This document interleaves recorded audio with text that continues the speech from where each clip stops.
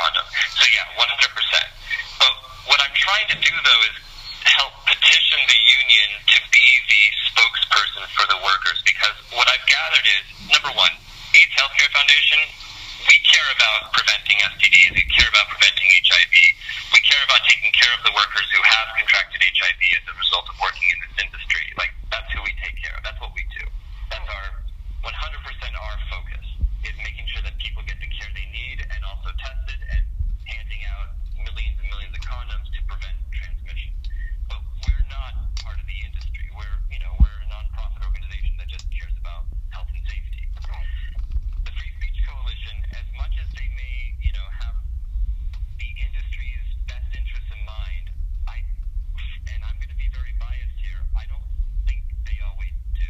I think they have the producers' best interests in mind. I think they're trying to keep the industry alive by preventing all and any regulations that would potentially, hurt the business, that they think would hurt the business. Correct. That's my own opinion. You don't have to share that 100%. opinion. That's 100% correct. But in order to kind of, how do I put this? This is kind of a strong arm in that the Free Speech Coalition, Eric Paul Loya especially, is not going to give up the power that he wants with Kalosha. I know he's been meeting with them regularly. So in order for you guys to kind of, this isn't the right way to put it, but to push yourself into, the standards board and push yourself into Kalosha, you're going to not make friends with Eric Paul Loya.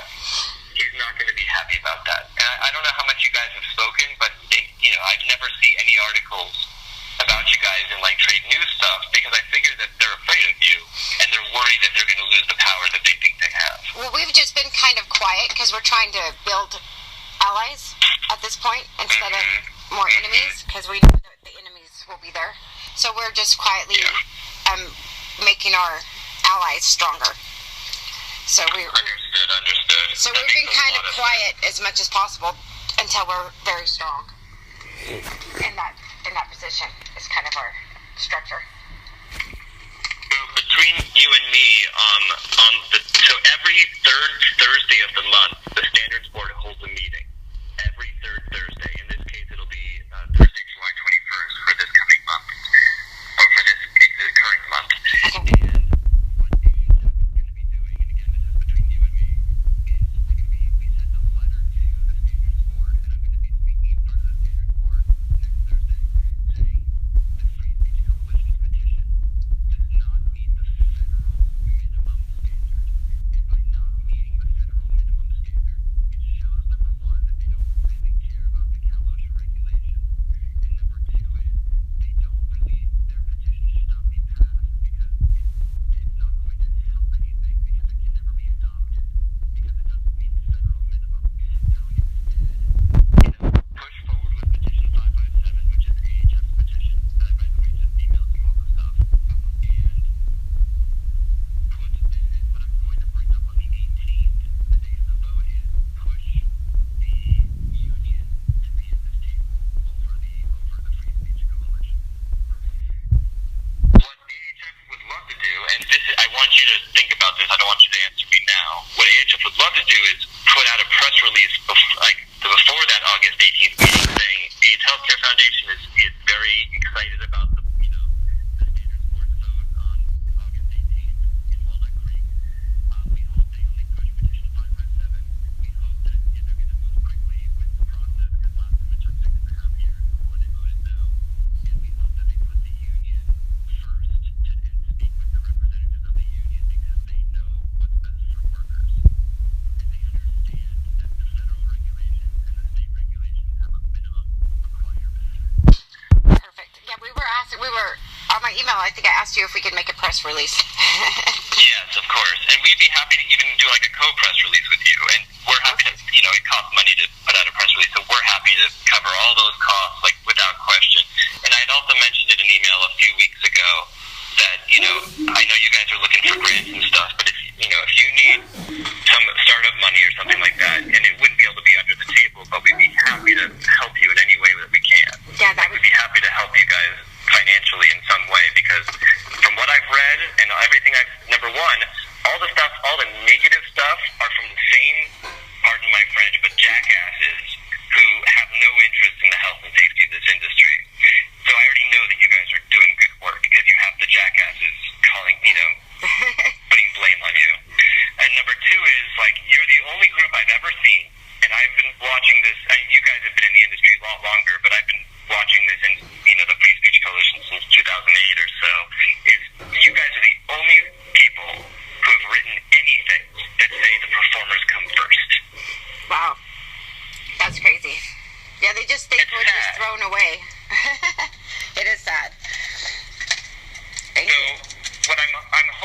I want to put all my, I'm going to put it all out there because I don't want you to think that we're trying to like manipulate you guys or cause trouble, but you will, if you work with us in any way, accepting money, time, anything, like you're going to get shit from some of the industry. Yeah. They're not going to be happy because they see us as this enemy who's trying to completely ruin the industry. And that's not the case. You're just trying to make us safe. That's the only thing we've ever tried to do. But remember, like, if you think about any outsider who's ever tried to address this industry, it's usually people who have the agenda of very religious reasons. They're very conservative. The crap that came out with the Republican Party, right? Yes. Calling it a public health crisis, even though they don't even understand what the heck that means. Every time groups come out against the industry in some way, it is always about shutting them down in some way. And so when AHF came about, or even before us, was the Public Health Department saying, you guys need to follow the existing regulations. And then AHF came in and said, you guys need to follow the existing Cal/OSHA regulations. The industry said, that can't be what your agenda is, because every time we're attacked, it's because you want to shut us down. So why the hell do you care about us? Right. And it's always interesting because the first thing I usually hear from a lot of representatives from the industry is, well, AIDS Healthcare Foundation has their pockets in big condom companies, so they're trying to make money off of condoms being required in porn. And I always respond to them with, number one, we make our own condoms, and number two, we give them away for free. So it's the worst business model ever. There's no profit for us in this situation. We don't profit from people wearing condoms. We can't. It's just not a feasible thing to do. So what we try to convince the industry of, and this is what happens when like a performer contracts HIV, they come to us, and Eric Pauloya tells them, and I've heard him say it in front of them, you guys are being shills for AIDS Healthcare Foundation, and the performers look at him and say, they're the only people that reached out to help us because they understand what the issue is, and the issue is we weren't protected at work. Yeah. And that's an easy issue to resolve. It is surprisingly, it's easy, but we're going to get a lot of pushback. But the problem, and I don't know how this might work with the union is, and again, you don't have to answer me, just think about it, is condoms are already mandated in the state. They're absolutely already required. Cal/OSHA will tell you a million times and time again that condoms, female, male, doesn't matter, barrier protection is absolutely required.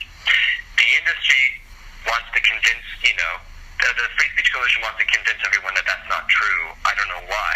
Because Cal/OSHA has released press releases. They have a website devoted to the adult film industry that says condoms are required.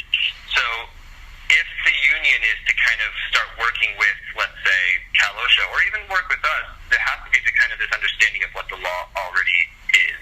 Right. But with that, law needs to be pushed throughout the states, not just California.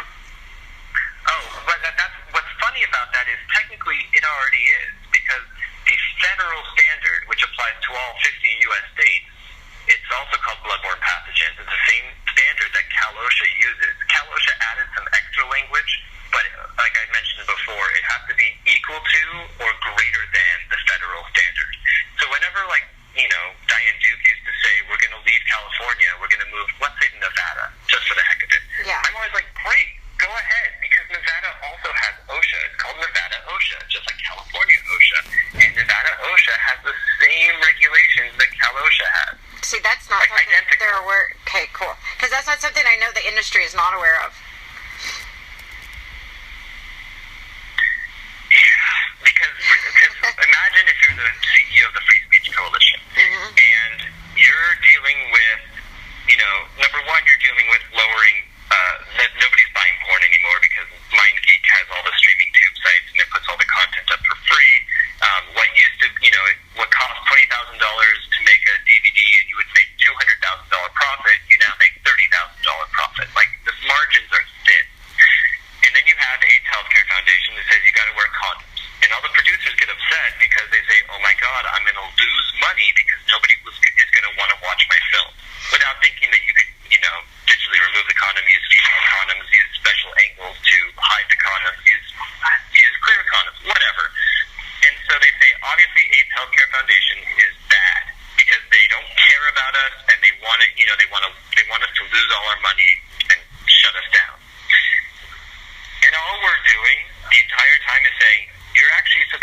following the rules that you should have been following back in 1992. Yeah, that's what I keep yelling. I'm like, since we became legal in 1988, we have ran amok. Yep. So what our, like, for example, Prop 60, that's our condoms and porn bill, it doesn't actually require condoms and porn, because condoms and porn are already required. What we're doing is, I spoke with Cal OSHA for millions of hours saying, why do you think Cal OSHA is unable to successfully enforce condoms throughout all adult films produced in California?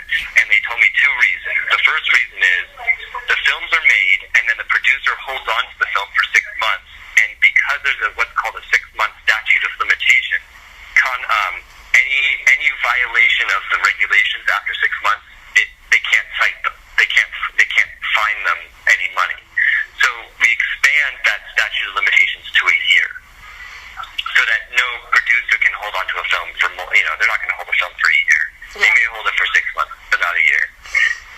The second thing we did is, a lot of times now, you have Steve Hirsch, the CEO of Vivid, big porn mogul, making a ton of money, especially off the celebrity sex tape stuff. But he used to film in his office in the kind of northern Hollywood area, in his building. He has a giant Vivid building. But nowadays what he does is he gives $10,000 cash to some producer, to some director. The director hires the performers, his cameraman, et cetera. They film the content, email the content to Vivid. Vivid slaps their logo on it, puts it on the website, and Cal OSHA goes to Vivid saying, you guys violated the regulations. And Vivid says, we didn't make this film. We just bought the film. Yep. I know that's So what it does is it'll hold Vivid, in this case, accountable as much as the director would have been held accountable. Gotcha. So there's other things that are in the initiative, like you have to put up a sign that says, workers must wear condoms, to protect them, and here's the reasons why. Producers have to get a health permit from Cal OSHA in order to, promise that they're going to use condoms on the condition that they use condoms. And then there's a section that says and this is the part that the industry is very, very unhappy with for some reason. I think it's because they're being told false information, but that's my opinion. There's a section that says if a performer or somebody files a complaint with Cal OSHA against the studio, and Cal OSHA doesn't investigate. And what that means is Cal OSHA, by the way, has to investigate every complaint they receive. But if for some reason, and that's by law, if for some reason they don't do it after 45 days, you get to file a civil lawsuit against the studio. Okay. A lot of performers are upset about that because they think that they're being targeted, but it only targets people who are producing content. In fact, it's intended, and it says in the initiative that performers will not be held liable. We wrote that specifically. Okay. And they have to by law. Cal OSHA, by law, have to look at the complaint and say, we sent an email or we sent a letter to the studio, and the studio said that they're not violating the law, so we're not going to investigate. Or they'll say, we went and investigated, we found out they were violating the law, excuse me, and we gave them a citation. But by law, Cal OSHA have to address every complaint they receive. So the chances that anyone could even file a civil lawsuit, by the way, is zero. Because there's no way that Cal OSHA won't respond to a complaint. Correct. Makes sense. So we're hoping as the union... It's a safeguard. Yeah. We're hoping as a union is to get, all those safety cards and everything to... Because I think the industry would be more to come to our office than they are to Cal OSHA's, or to your office. But there'll be more to come to our office to get those kind of things, like those safety cards and stuff like that. They won't be so afraid. So we'll be, I think, would be easier for us to regulate because we know them already. And they're not afraid of us. No, I think that's great. I think that you guys being a source to that kind of stuff is phenomenal. You guys are the hub of you're on the cusp of basically being the group that understands what the law requires and and kind of holding all of your employers accountable, saying you have a job to protect workers. We are the people that make you guys money. Right. You need to protect us. Exactly. Okay. So what I'm hoping